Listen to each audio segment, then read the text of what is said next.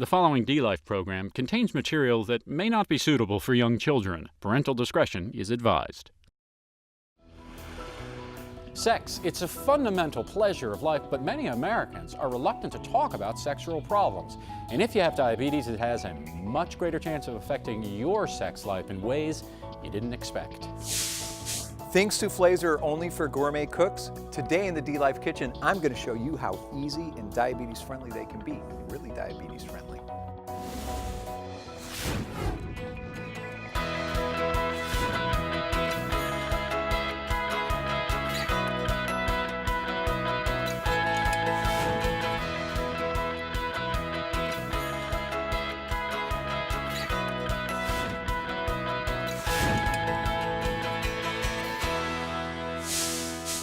Welcome to DLife, your source for a healthy diabetes life. I'm Benno Schmidt. And I'm Mother Love. And today's show has something for everyone, including two areas that occupy a lot of our thoughts: food and sex. Our intrepid correspondent, Jim Turner, takes us inside his bedroom for a look at some of the issues those of us with diabetes face.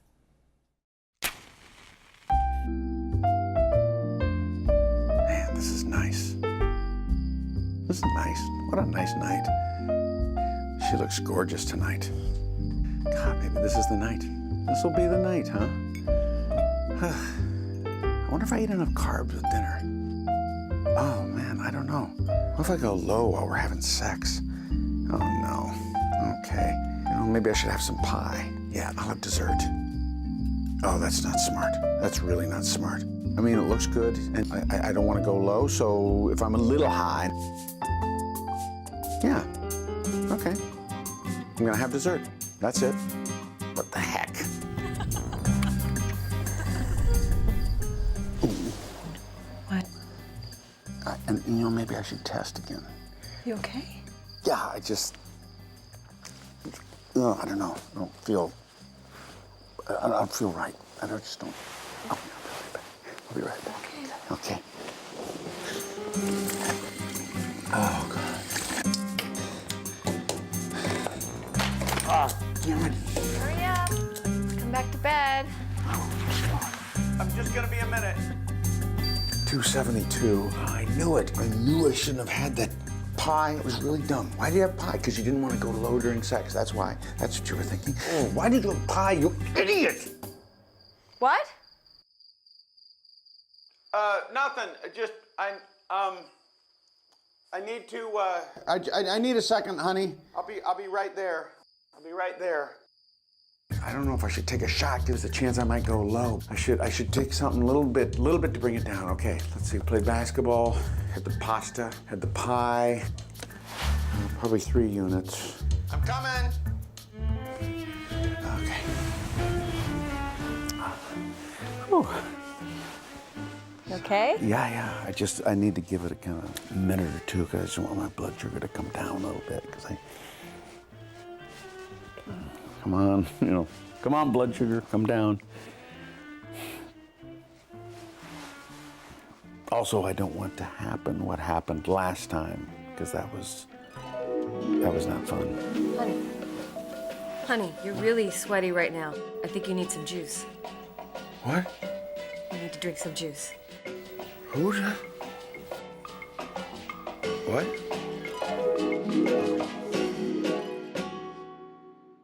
I'll be right back. Okay. Oh boy. Okay, I gotta test again. All righty. Man. Come on, blood sugar, come on down. Please, we come down. Yes, okay, 152. All right, that's doable. Let's make sure. Yeah, all right, we're good.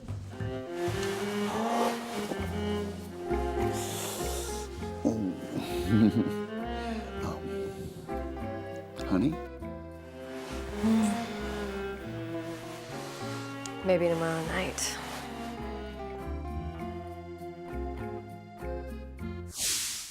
Man, I have to give Jim a lot of credit for doing that for us. Absolutely. And when we come back from the break, we'll have more on this subject with some expert advice from diabetes educator and author Janice Rosler. All that and more after this. The following DLife program contains material that may not be suitable for young children. Parental discretion is advised. Welcome back to DLife. Today, we're talking sex, intimacy, and diabetes. And for more on this, let's go over to Benno. Thanks so much, Mother Love. Janice Rosler has been counseling and motivating people with diabetes for more than 20 years.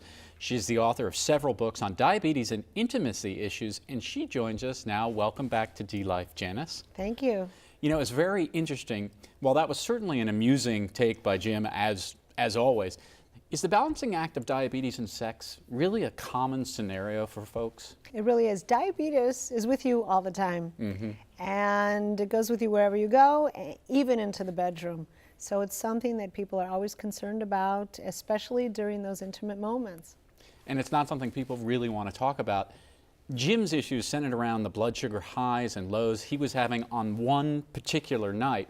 But there are, of course, other diabetes issues that can cause problems in the bedroom too, of course, right? Absolutely. For men, it's a performance issue.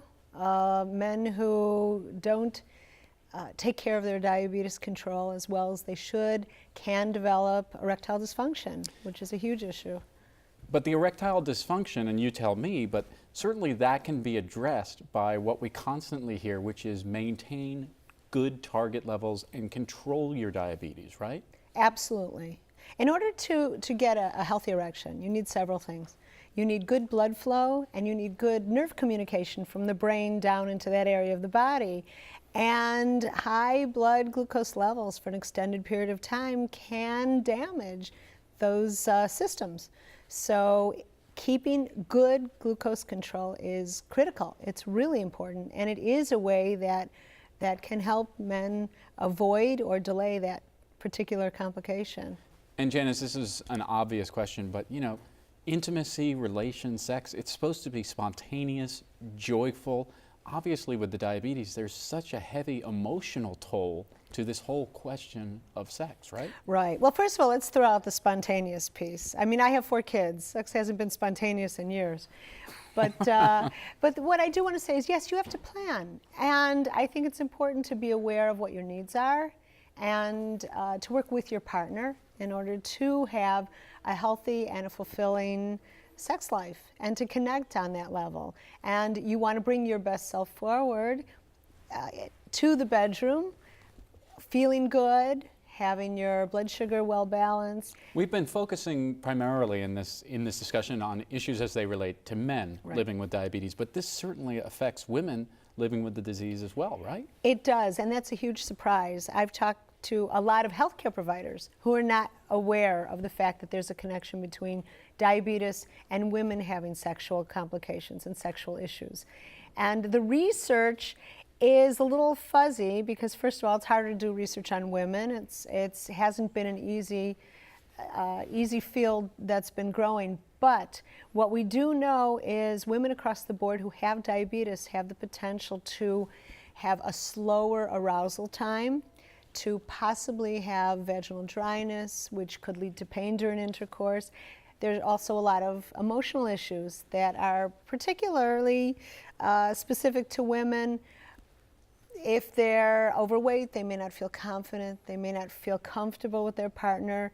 And let me ask you, just stop you there when you said about the partner. For the person at home watching who doesn't have diabetes but has a loved one living with the disease, what can they do to make the person like me feel more confident, more at ease, and even though you said it's very hard to achieve that spontaneity?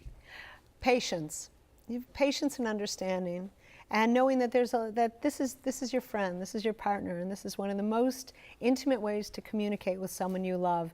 And if, for example, if a woman is with a partner, a male partner who has an erection difficulty, not to take it personally, but to be supportive, because diabetes is complex, and if he is not able to perform in the bedroom, that doesn't mean he loves her less. What kind of options are there for men and women who are dealing with these issues? Well, there are a lot. For the men, we've got the oral medications, the pills that some men benefit from, not all. So if they don't work for you, if you've tried them, don't give up. That doesn't mean that there isn't a solution. There's vacuum pumps, constriction rings, there's suppositories, penile suppositories, there's injections, implants, so on and so forth. So if you have to have this condition, or if you have these problems, it sounds like this is a good time to have them in terms of the medical science and what's out there. A lot of great stuff. And now for women also, we've got a lot of lubricants that help, hormone treatments. Thank you so much for joining us, Janice, talking with such grace about a difficult subject. Mother Love, what's ahead? Well, coming up, we're gonna go over to the DLife kitchen where Chef Michelle Nishan is whipping up a simple seafood souffle that's low in carbs and a snap to make. There's a lot of imitation crab meat out there which can be nasty and which can have plenty of carbs. I don't touch it unless it's the real thing. Well, Chef Michelle has promised me that this crab meat souffle will top all. Let's see if he's right. Hi, I'm Chef Michelle Nishan, and welcome to the DLife kitchen. Now, when you think of a souffle, do you picture a French chef with a poofy hat worrying that someone's going to make a noise and cause his souffle to collapse? Well, souffles have a certain cachet, and people just assume that they're fancy, gourmet, too hard to make at home. Well, here's the thing. They're not. Souffle just means puffed up. And a souffle is just beaten egg yolks folded with beaten egg whites and baked until it puffs up. Now, we stabilize it with a little bit of roux, and I'm going to show you how to do that. It's the easiest thing in the world. So here, check it out. I have a saute pan, and I'm putting it over about a medium flame, and I have some cut up butter. I'm going to add that. I'm going to add a little bit of celery, and then on the celery, I'm going to put some chopped raw garlic. And we're going to saute this until the celery is fragrant and just starts to soften a little bit. Now I can add my other stuff. I have some red pepper flake, then we have some dried herbs, a little bit of curry powder. Now we have all these scents developed. I'm going to put a little bit of flour in here.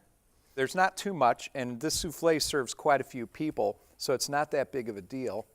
Now, crab is awesome. Canned crab, first of all, it's really high in protein, low carb, almost no carb, nice and sweet. It's got a lot of really great nutrients. Now, I'm taking the roux off of the fire so that I can add the milk to it slowly so that it doesn't kind of like bubble up and get lumpy on me. Just going to kind of stir it in, and then you'll see that when I put it back on the fire, it's going to slowly come to a simmer, and then it's going to thicken. Now, souffles, what I love about them is they're a really great crust-free substitute for occasions that might call for something like a quiche. So really awesome and really not that difficult. You can see that everything that I did here, you can do. Now, this is about fully thickened, so I'm going to take it off the fire, and I'm going to add some egg yolk to it while it's hot. Now, this is important because the egg yolks have to cook a little bit, and you want to move them fairly quickly because you don't want them to scramble. But if the egg's cooking, it kind of like creates a raft, and you can see that the sauce is even getting thicker. Now that I have the egg yolks in here, I'm just going to transfer it into this mixing bowl. Next, we're going to add some toasted coconut and some crab, and this is going to help us cool the souffle base so that when we whip the egg whites, we can add them in without any trouble.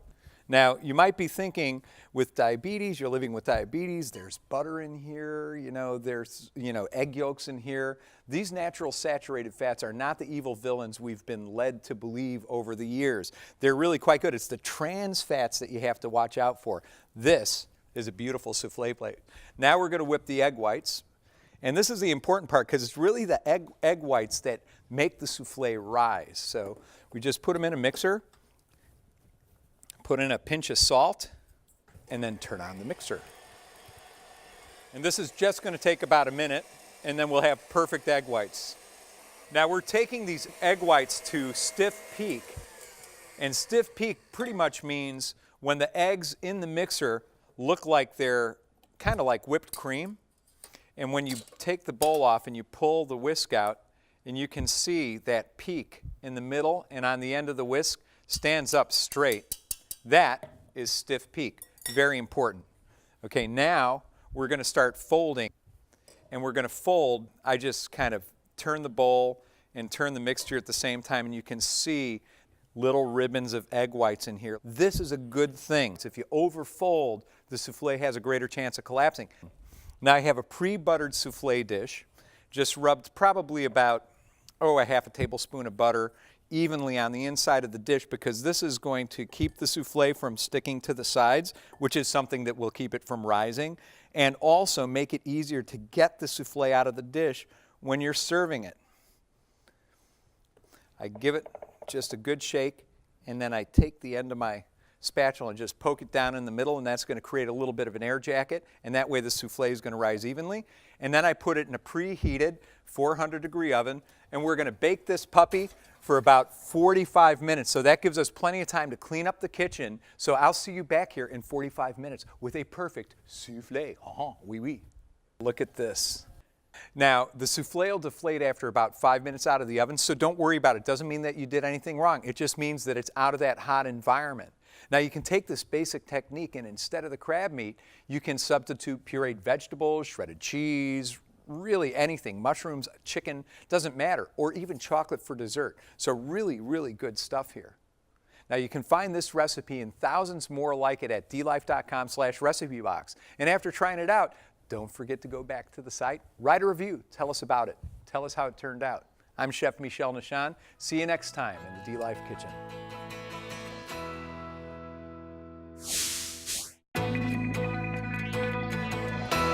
Diabetes can bring so many challenges to a person's life. To Ruby Gettinger, a Savannah, Georgia Sunday school teacher, it provided the perfect reason to finally lose weight.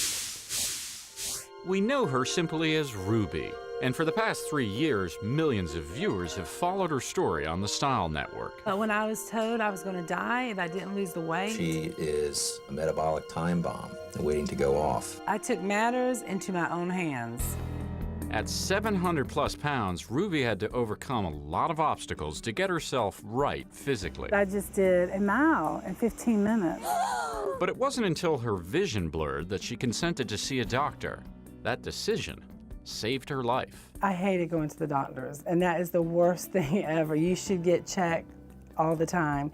And I realize that now, because if my mother would not have begged me to go to the doctor, I would be dead. I would not be here today. Her weight was the most obvious issue when she paid that visit to the doctor, but it was type 2 diabetes that was literally killing her. The same way it had also taken her father and her aunt. My dad had to get his leg amputated. My aunt did, and she died a year later. My dad died 2 days later. He was bedridden for almost 10 to 15 years. The man was healthy, mentally, every which way, but he couldn't move because diabetes had eaten up his nerves. I mean, he could not move his legs. I would totally be dead if I would not have started eating healthy and exercising and getting to the root of this problem, because diabetes was killing me, and I didn't even know it. And that's the scariest part, is that we are so not only in denial, it's almost like we ignore our problem. You know what denial is? It's we don't even know we're lying. Her show, now in its 3rd season, chronicles her efforts to change. And when she talks about her personal struggles, she intertwines diabetes with overcoming obesity. This is why they feel the same to me. Me gaining 10 pounds is a big deal, but me eating bad would bring the diabetes right back to me, and that is the killer, is the diabetes. Yes, obesity causes it, and me eating bad, but me being a diabetic, even playing right there, would be such a bad thing for me to do. I mean, it could kill me that easily. Ruby's blood sugars are now under control, but when she began her program, they were anything but. I feel like a different person. I move around better, I get up on my own. I just never knew how limited I was. Ruby's show gives her a platform from which she can reach out and inspire millions of people. Well, the number one thing that I tell people in my blogs, anywhere I write or talk, go to the doctor. I'm begging them. And a lot of people tell me they can't afford the doctors. I say they have clinics out there now. There are people that will check you. The second one is, do not let your weight define who you are. Don't let people stop you from living your life just because you're overweight. Yes, get healthy, but do not let that stop you from going out. Yes, people are going to stare, but you have friends and family, and the majority of people are good. Everybody always asks me, what is your weight goal? And you know, I used to think the doctors would say, you're 5'9", you should weigh 150 pounds. And now I say, whenever my health is completely good and I could do everything I've ever wanted to do, then to me, that's going to be my way. That's going to be my goal for the rest of my life. And I love this. This is so much healthy, is so much better. And if you're looking for help with your own weight loss struggle, visit our website at DLife.com/weight loss. We'll be back with more DLife after this.